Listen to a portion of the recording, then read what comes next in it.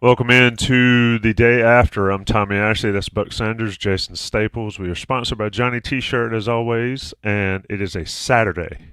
So over under on how many times I say Sunday morning, just ignore it. Saturday. Thank you for tuning in, watching us instead of game day. It is not game day for North Carolina. They fall to Cal 21-18. Buck, I'll let you get right into overall thoughts. There are some positives, but yet another loss for Carolina. Yeah, I think we probably should lead with pretty much the obvious stuff, which is Cal is not a great team. Even though they were favored by 7.5 by the time the line finally settled down, started out at 12.5, ended up at 7.5.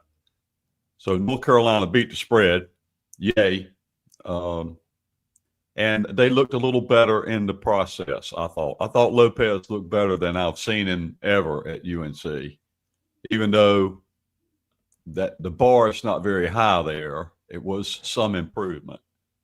There are things positives to talk about. I hate the fact of the way the game ended. I mean, because reality is they had that game won. They had it in their hands. They had their cold, dead hands around Cal's throat, and they bobbled that ball in the end zone. It happens. I mean, nobody needs to get too down on Leacock about that. Stuff like that happens. But still, that was a game they should have won. They had it won. And I'm not trying to put any lipstick on this pig. I'm just saying that describing what happened, and that was a really good play on that particular play. They had Leacock lined up with two other guys on the right hand side. He ran a nice shallow cross. Lopez opened him, waited for him to uncover, hit him right in stride, hit him right in his frame, which is not too typical of Lopez. And he made a beeline for the end zone, got in, bobbled the ball, and game over. So, hard way, tough way to lose a game. On the bright side, there are some positives we can take away from it, and we're going to try to highlight some individual plays, players during the game. One guy we haven't talked much about that flashed a little bit in this game was Greg Smith. Where's he been? And he's perfect for sort of a Swiss Army knife safety type. He's 6'4" and about 200.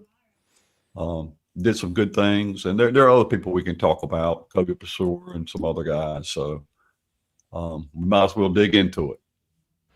Indeed, you mentioned those milk carton guys up until last night. Pacer, Smith, Tyler Thompson, I thought played well. But Jason, just overall thoughts before we do get into it. I don't know if this team could. Gut punches are one thing, getting blown out is another. But to lose the way they lost last night, this for a group of young men that desperately need some positivity, for it to end like that, it's rough. But your overall take? Well, I think the old saying is lose big, lose close, win close, win big.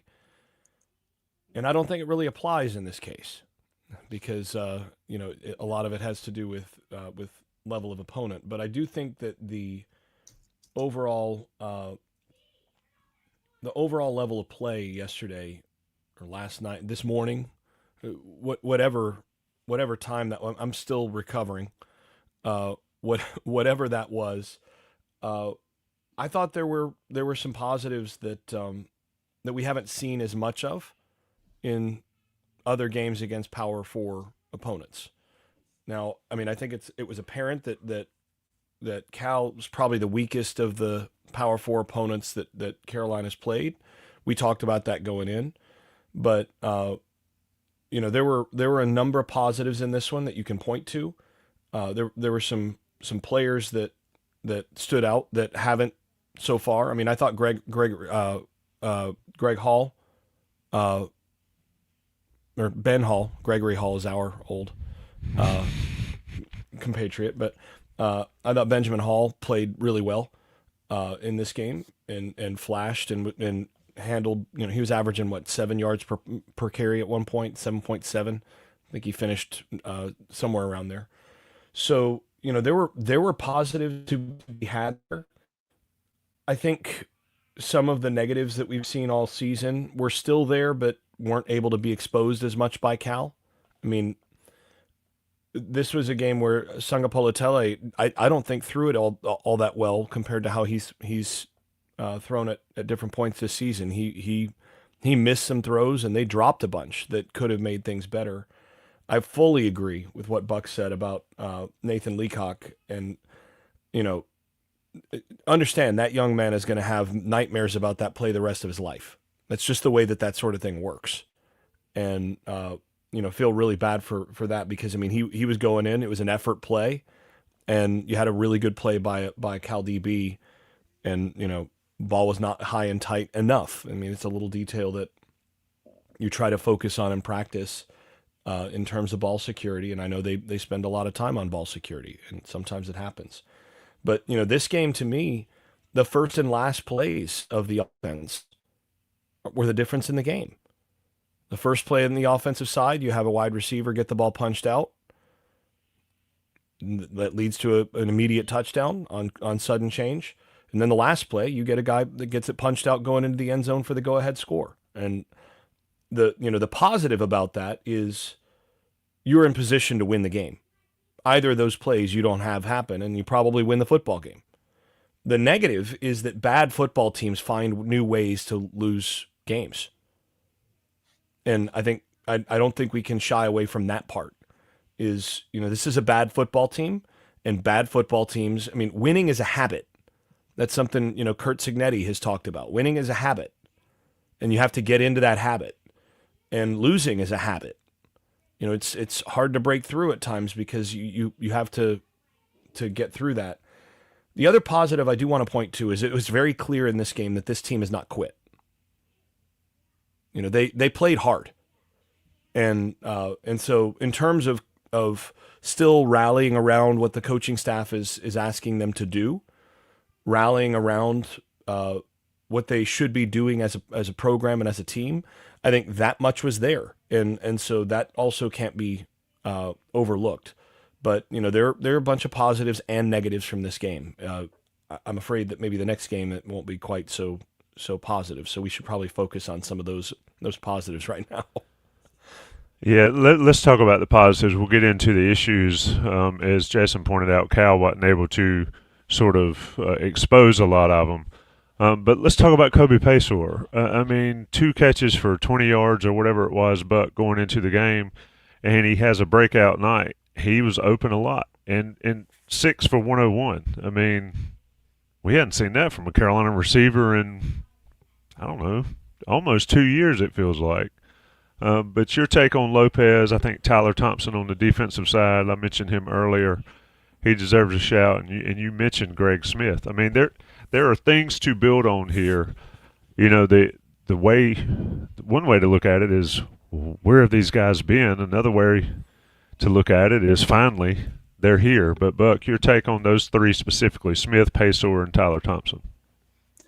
Well, on Greg Smith, he had a pass breakup and he was in position, and he's one of those safeties that's long. And on the pass breakup, he was able to reach around and get to the ball, whereas a shorter armed or somebody not quite as lengthy would have had no shot at that. So he's got some physical assets as a safety that are a little uncommon. You don't see too many safeties at 6'4", unless maybe you're just watching the NFL.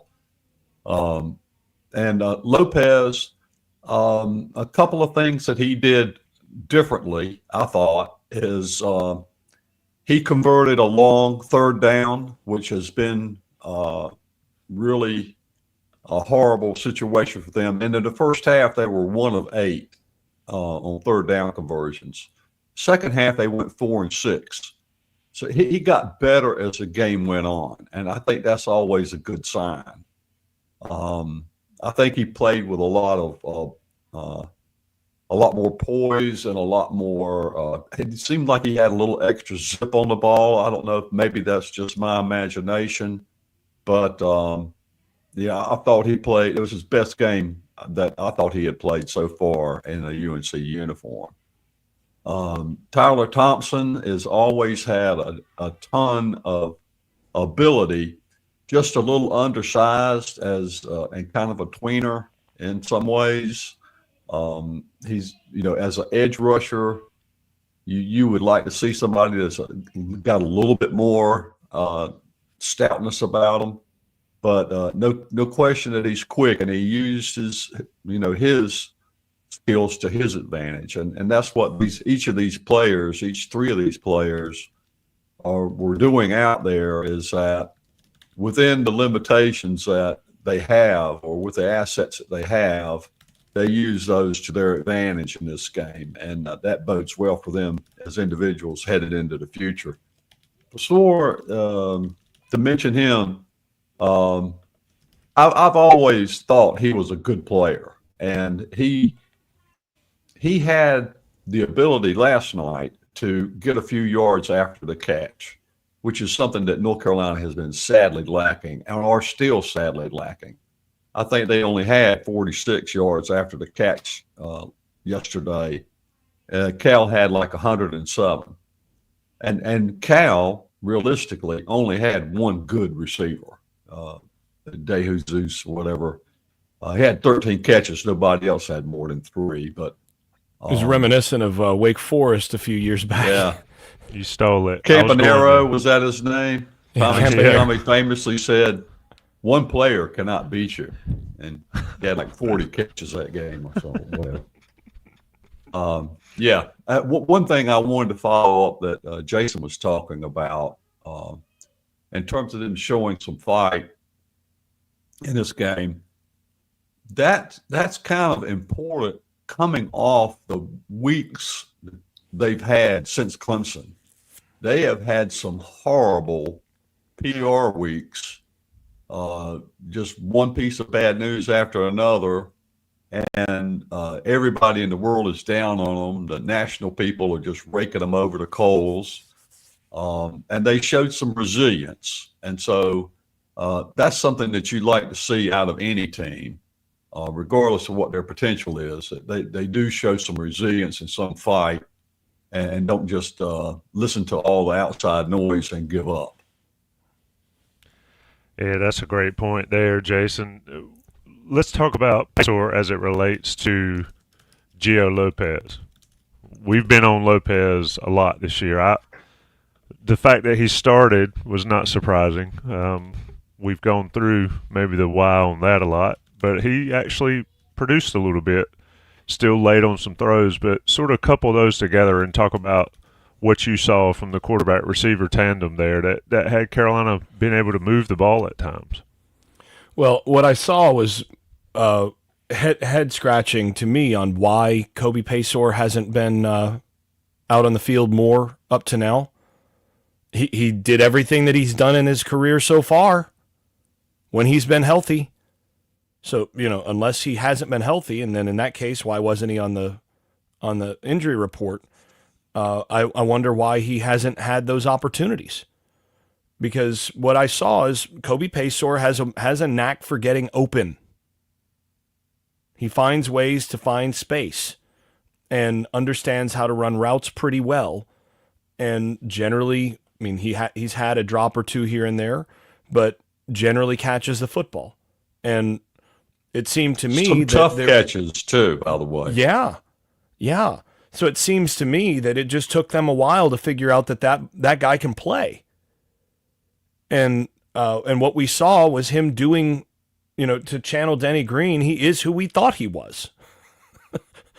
Right? We saw him doing the same stuff that he's done since Drake May was quarterback, and finding space in seams, making plays in terms of getting his hands on the football and just being a difficult cover in different spots in the slot, outside, moving around. So, is he the fastest guy? No. Is he the biggest guy? No. But what you're looking for is a guy who's going to catch the football and be a football player, and I think he's been that since he's been at Carolina. He's obviously had some injury trouble, but I did think that he basically became a guy that they could rely on. They could that Lopez, in going through his progression, kept coming back to a guy that found ways to get open in against the proper coverage. So reliability is a really, really important ability for a quarterback to have and a wide receiver, and I thought Paysour displayed that throughout this game. And honestly, I thought Nathan Leacock had his best game up to that last play as well. He was in position where he was able to he had the one nice catch along the sideline, and he was in position where he was able to stretch the defense a little bit with some of his routes and his speed. So, yeah, I mean, I thought in general they played well. Again, Cal's a defense where historically they've been ball hawkish in terms of the type of defense that they play. They tend to get more interceptions than fewer, and they tend to cause problems for teams by the way that they zone it and they get eyes on the quarterback, get hands on the football. And I thought by and large, in general, the passing game did a good job of avoiding catastrophe there, putting the ball generally in the right spots. There were a couple of turnover-worthy plays there, but they found space, and Lopez made good decisions over the course of the game. He also got the ball out a little faster last night than he had in prior weeks. He for the first time this year, he was a couple tenths. I think it was the first time this year that he's been a couple tenths against Power 4 competition.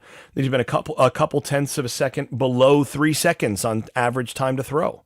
So that's progress, I think. But yeah, those are my takes on the passing game in general. Stay here, Jason. The passing game as it results to the coordination of the offense. I think they need to take the screen game section of the playbook and burn it. It doesn't work. It has not worked for this team. But Jason, as far as the coordination aspect, we've talked about that a lot. It felt like, aside from some of those plays, it felt like they had a rhyme and reason going in there. Was it just Lopez playing better and making it look better? A little column A, a little column B. I mean, I thought Lopez did play the best that he's played in a Carolina uniform. He was steady, and for the first time, it seemed like he knew what he was looking at.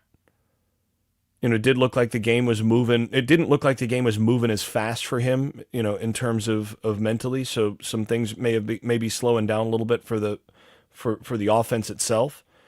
But also, I thought, defensively, Cal was a little softer in terms of some of the resistance that they offered compared to some of the other teams that they've played so far.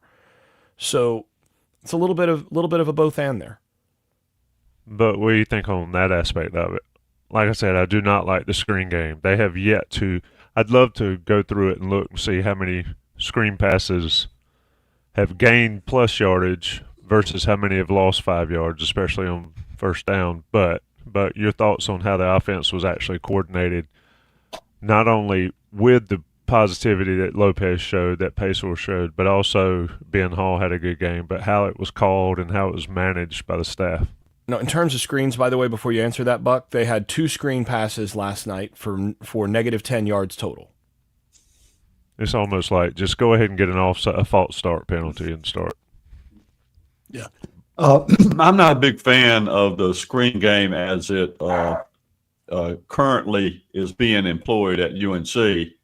I think there are probably teams that do it much better than UNC does, but yeah, I think they could probably rip those pages out of the playbook and not be missing a whole lot there. And I don't really know how to attribute it. Sometimes on a few occasions, Lopez just misses people in short passes, and different quarterbacks, for whatever reason, that problem will crop up for them. Marquise Williams was that way. He could throw a nice intermediate, medium length ball, deep ball, but trying to hit somebody short was difficult. And Jason has pointed out in the past that that's a hard pass to throw a lot of times, short passes when players are moving away from you at a real high rate of speed. So, yeah, I'm not a big fan of the screen game. I wish I could discover more of what North Carolina's offensive identity is attempting to be. I can't identify it. I guess in part is because we have been spoiled in the sense that we knew what kind of offense Larry Fedora favored. We knew what his identity was as an offensive coach. We knew what Phil Longo's identity was as an offensive coach. To an extent, we knew what Chip Lindsey's identity was as an offensive play caller. Freddie Kitchens, I don't think he doesn't have that blueprint laid across his play calling like the way these other coaches have. And it's very difficult to understand what exactly they are trying to accomplish. I thought they would make greater use of slot receivers this year, and I was hoping that they would do a little bit more with tight ends than they have done this year, which is next to nothing. So if you're just kind of limiting yourself to your flanker and your split end, basically, as your primary ball catchers and ignoring the slot and the tight end, that makes things a little easier for the defense in terms of defending you. So that's why I'm not a big fan of the play calling as it's being carried out right now at UNC. Perhaps, that's going to change, but so far through six games now, we've not seen a lot of, play from the slot or the tight end. It's basically been flankers and split ends that have get the only looks at the football. One of the other things that I'm wondering about this too is there does seem to be an allergy at times against going to the thing that's been working. That's where I was going after the JTS read. Pull Ben Hall off the field after he's rushed for like 50 yards in the last 6 plays. Right. So first quarter disappears for a quarter.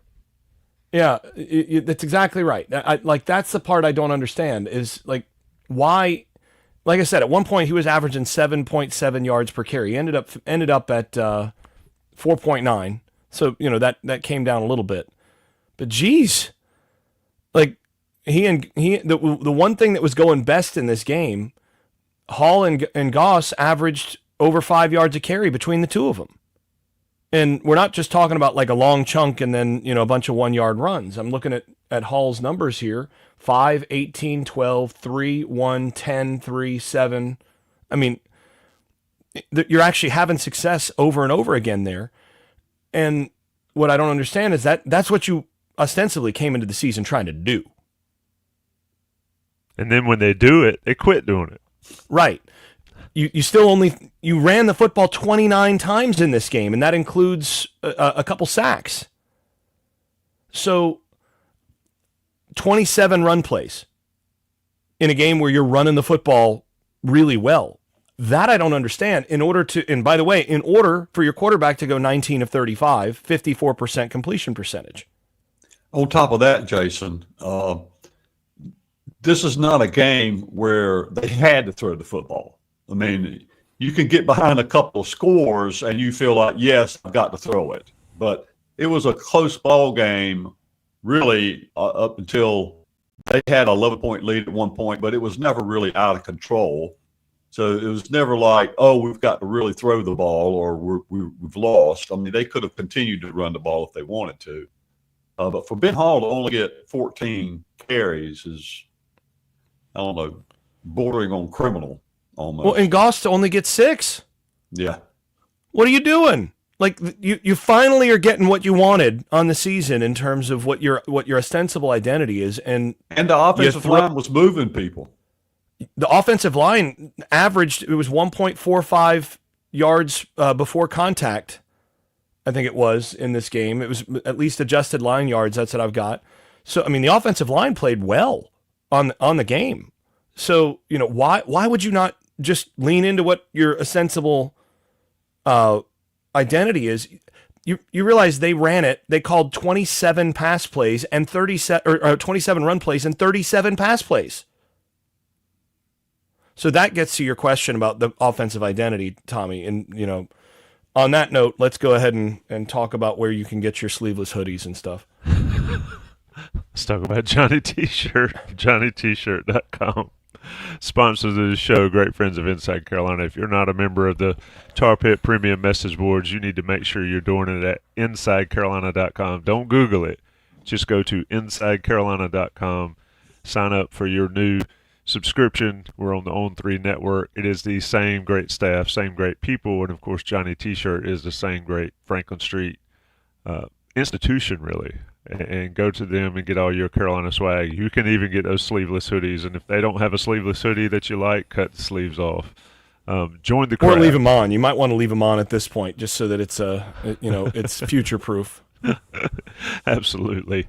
The bottom line is, or you can just go back and get more and support the alumni-owned and operated business at Johnny T-Shirt. Jason, let's talk about this offensive identity like you were talking about. The idea of Freddie Kitchens as an OC sort of left my body during the bowl game last year when it finally took them to the fourth quarter to realize, hey, we might be able to do something with this Caleb Hood kid. And but anyway, we are 6 games in now, and it does boggle my mind that there is no identity. It's almost like when you're playing a video game, you're playing Call of Duty or Battlefield or whatever these kids play today, and you have a gun, and it overheats, and you have to set it aside and let it cool off. It's almost like that's what they were doing with Ben Hall. He was getting a lather, running well, and then they go sit him down, Jason. Why? What is a rational explanation of why this team, 6 games in, can't develop an idea of what we're going to do and what we're going to be? You're asking the wrong person. I don't know why. I mean, I can throw some ideas out there. Maybe they don't like success. That doesn't seem likely, but maybe the back is tired. I don't think that's probably. I don't think he's asking to come out. I haven't seen that. So maybe that's out. Maybe they're just so unfamiliar with having success in anything that it's surprising, and they're not really ready. They're not sure what to do to build on it. I don't know, but this was a game where, again, I don't understand. And we talked about this in the game plan. We are not second guessing this. We are first guessing this. We talked about, look, if you're going to start Lopez in this game, you need to run the rock. And you said, quote, but what I think they're going to do is start Lopez and make him a pocket passer. But what do I know? Plus, they put him back behind under center this week. They had gotten away from that. They were putting him in the shotgun almost all the time. And, I didn't count, but from my naked eye, it looked like he was under center more last night than he normally is. So how do they make those decisions? I'm not clued in. I feel like Ace Ventura right now. Man, I'm tired of being right. Right? It's like, geez, I don't know. It's, can you feel it, Captain Compost? I mean, I don't understand the any of this. So no, I can't answer your question well, Tommy. Well, which is why, for me, watching the game, and as a parent, I felt bad for the players. I mean, I felt like they did everything they could to win this game, and it just couldn't happen. Buck, last thoughts on the offense. What would you like to see Carolina be able to do? I mean, I'd love to see them run with the hot hand, whatever that may be. But Buck, last offensive point here before we transition to the other side of the ball. I think that's a good thought, Tommy. But the one that I would go with is they allow you to have 11 players on the field at a time. So you may want to try to utilize all 11 of those players since you're allowed to have them. And I'm not seeing that. I'm not seeing, it's like they forget that they've got a couple of players out there that are just out there and not being put to any particular use, not even as blockers, really. So that's the question that I would ask of the offenses. They gave you 11 players to put out there. Maybe try to use all 11 of them on a few of the plays. An idea. That's an idea. Let's talk about defense. Jason, let's go defensive side of the ball. Unless you've got anything left, because I know we can talk about this literally forever. I must mention special teams. I thought special teams played well. Reese Verhoff continues to be solid. And McGinnis has caught a lot of flack for his punting style and all that, but he had a few nice ones. I've yet to understand why Carolina won't fair catch opening kickoffs and get free yardage to the 25, but I digress. I literally said that the first play of the game. My wife was sitting next to me on the couch, and I'm like, "Why are they? I don't understand why they're returning this." Yeah, I do not understand. I mean, they're literally giving you 25 free yards. Take the free stuff. How many times have we talked about that? As long as we're on that subject, I thought that Jalen McGill flashed a little bit too on returns. He had one for 32 yards, but he seems to have what North Carolina lacks is a back with real breakaway speed, and McGill looks like he might have a little of that. I mean, just from watching him on returns, just throwing that thought in there. I don't necessarily disagree, but I would rather them see if you catch the ball 1 yard. Take the 3 yards, yes, but I'm just saying as assets he has as a player, he might be the one back they have that might have some breakaway speed. Absolutely, Jason. Let's talk about defense. Sherelle McMillan in the chat. Shout out to Sherelle. I've mentioned Tyler Thompson a couple times. We got it. I know that his crowd's been clamoring for him to play and get some opportunities. He got them. What did you see from Carolina's defense against a quarterback who we all agree is pretty solid but did not have a good night? Well, they did get some pressure on him, and some of that was Tyler Thompson. I mean, you saw Sanga Politele go scramble a couple times, and Thompson's speed stood out, being able to chase him down and cause, in one case, an incompletion, and in another case, a fumble. Which a fumble that they had a chance to recover on the sideline, by the way.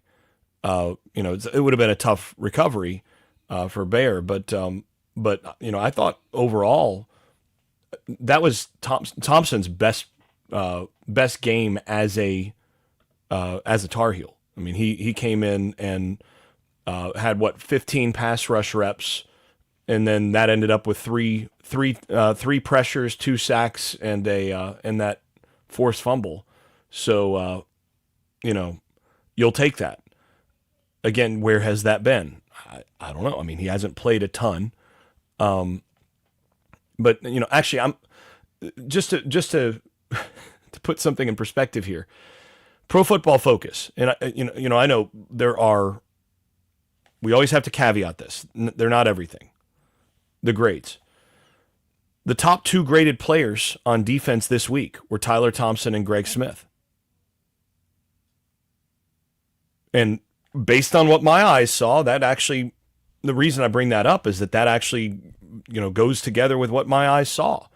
Neither of those guys has played really up to this point this year. If you're a Carolina, unless you're a diehard Carolina fan, you say, who are those guys? Who's that guy? Yeah, who's 12? I had to look up Greg Smith. I had to look up Greg Smith myself. It's like, who's 12? Man, he looks good.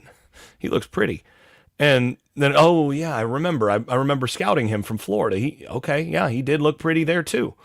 So, I wonder how much of this is due to you just had essentially the 27-day period between where you had one game, where you had 2 bye weeks in there sandwiched around one game. So you had 3 weeks of preparation, including those 2 open dates. So they're able to get some guys that were, maybe not as ready, whatever. But, somebody like Tyler Thompson, he was here in the spring. He was here previously. I don't think it was a situation where they had to get him ready. I think he offered them something as a guy with a little bit more twitch on the edge that they haven't really had, that seemed like a good mix here. And I think, by the way, next week against Virginia, he's going to need to play about the same number of snaps, 25, 30 snaps, because if you get Chandler Morris enough time to throw, he's going to pick you apart. So you better find ways to get pressure on him. Now, he's going to have to continue to take steps forward. Thompson will have to continue to take steps forward as a reliable run defender. And I think that's probably been the main reason that he hasn't been out there. He is a little lighter, and they've been trying to get some of the bigger ends. Vilbert's been out there at end. Abujade has been out there. Those have been your primary ends because of what they can do in the against the run.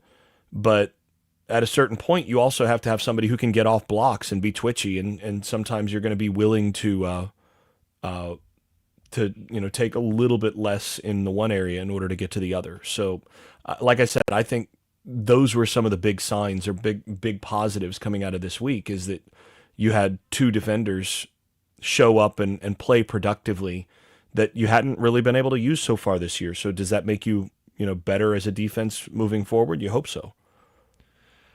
Indeed, Carolina, to all those points, Carolina's defense had its moments. Those 3rd and longs that Cal was able to cash in, for lack of a better way, was tough to watch at times. Buck, just final thoughts on the defensive side of this. I think they certainly did enough to win. They've probably done enough to win a lot more than just 2 games on this season. But your thoughts, final thoughts here. Find something that we haven't talked about, Buck. You're great at that. Here's a couple of thoughts that I've had. Even though Thaddeus Dixon was out, he's injured, not playing, they didn't pick on Jaden Patterson in this game. They stayed away from Patterson's side of the field. They continued to go after Marcus Allen. That he was the guy that they picked on. So there's that. And I think Will Hardy played pretty well defensively. I think he led the team in tackles. And I think the safety play, I think Gibson, he's the guy that's sort of the enforcer in the secondary back there. And so he's filling that role. Seeing Greg Lewis and his coverage skills at safety are impressive. We talked about his length earlier. So those things. Greg Smith, yes. His length is what we were talking about. I think the secondary showed up pretty well in this game. Now, granted, I don't think Cal is blessed with a lot of great receivers, but I thought the secondary did okay.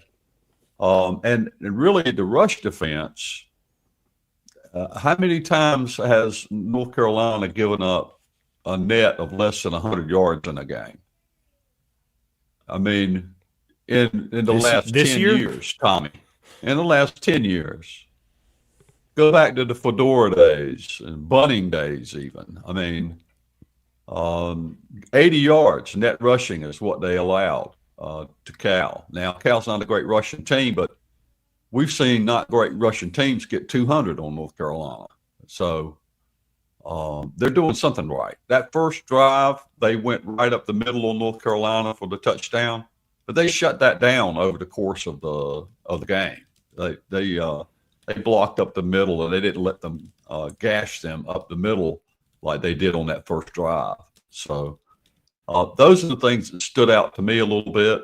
I didn't see that much A couple of decent blitzes from the linebackers. One where the guy came in untouched, full speed from the middle, and the quarterback got off the pass and completed it right before the guy hit him. Oh. But defensively, that's pretty much what I saw.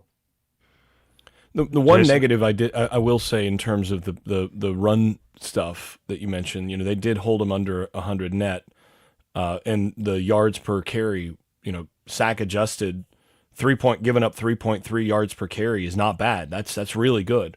The one downside is in terms of power rushing situations where Cal needed to line up and get a yard, they did it all 4 times. They just punched it in, and that's the discouraging thing, is that on neutral downs and so on, you're good against the run, but when they really needed a yard and it came down to your D line and linebackers and such against their offensive line and backs, and getting into that battle of wills or whatever, you lost every time, and that was something that was discouraging coming out of this game. I do have a question, if y'all will allow it. In one of the reviews they did last night, they reviewed, this is towards the end of the game, and they were reviewing Cal for unnecessary roughness, targeting, or something. And they reviewed the Cowley catch for catch, no catch. It went to a review. Cowley caught the ball, never bobbled it, had control the whole time, got both feet in bounds, and they review that play. Now, I'm not one that likes to pick on referees, and I don't get all bent out of shape about it, and North Carolina has actually done really well. So one thing that Belichick has certainly delivered on is North Carolina's tied with Clemson right now for the fewest penalties per game in the ACC. But it almost seemed like every time North Carolina had a positive play, they went back and said, well, was that really a catch, or did he actually make the line? They reviewed Lopez in the middle of a tush-push situation. You couldn't even find Lopez in the middle of the line, and they're reviewing whether he made the mark for the first down or not. I don't know what that's about. Maybe that happens to everybody, but that Cowley review, catch, no catch, I'm like, why? Why are they doing this? What's the point? So anyway, I'll leave it be at that. Yeah, Sam Rogers in chat, give Cal a little bit of credit. I do find it impressive to me that they lose a top-flight quarterback to the portal, who is now a stud for Indiana, and they find a young freshman that they develop and put out there and has played well, and we saw he's got potential. Buck, to your point about the ACC officials, I don't think the review inside the helmet or inside the booth is going as they intended. I just don't. Maybe they're too much information, huh? I mean, it's like they're looking for a reason. They start out with the negative first. They don't start out with the call on the field. But anyway, go ahead, Jason. The thing that drives me crazy about that is it doesn't look as organized, or I don't know, that like that those booth reviews. I appreciate the openness. I'm all for that, but I don't think it's actually been, like you said, a positive in terms of, oh, well, they really have some competent people who are looking at this stuff closely and are able to, really evaluate. I mean, I've seen a couple where the footage that the first replay that the TV went to before the booth get to look at it shows something pretty clearly. And then they go to the booth, and the booth never looks at that angle. It's like, okay, well, looking for that. All right, is there anything else? All right, we haven't seen anything to really make this go this way. All right, let's go. And it seems just kind of one-sided. Like, this is what I'm seeing. All right, let's look for another angle. All right, got that. No, I don't see that. All right, so we agreed we're going to do this. Like, that's not the deliberation that I would expect. But what do I know? I just expect competence and on display with these sorts of things, and I should know better than that. Well, I mean, it started off the first couple times I saw it during the season. It started off, it was cool, and it looked like they had it to going. But like, I don't know, maybe there was a lack of coffee last night or something late at night. It just did not look like they were going. I will say the grounding call that PC in the chat mentioned, and they said it clearly. When the quarterback's hit, you don't call grounding. I mean, the way he was hit there. So. Anyway, that was their justification for that not being grounded. Anything left, boys, so we can get out of here? Buck, you got anything left? All the feathers gone? All the feathers are gone for this turkey by now. It's naked turkey. Jason, you got anything left? Turkey's undercooked, but it's ready to be cooked. We are cooking at 46 minutes in. Shout out to 373 folks that are in the chat currently. I love the question Slagle asked Jason, why does it look like they're running a dated offense? Because they are. We'll see what changes. We'll see if anything changes. Virginia comes to town next week, another noon game. Stay tuned to Inside Carolina Live from the Bowls lot at 9 a.m. for that one. Plenty more coverage from Inside Carolina from California. From Cherokee, there's a basketball scrimmage today. We'll talk about that. You probably see this pretty face later in the day, talking Carolina basketball. That's Buck Sanders. That's Jason Staples. I'm Tommy Ashley. We always sponsored by Johnny T-Shirt. We shall see you soon.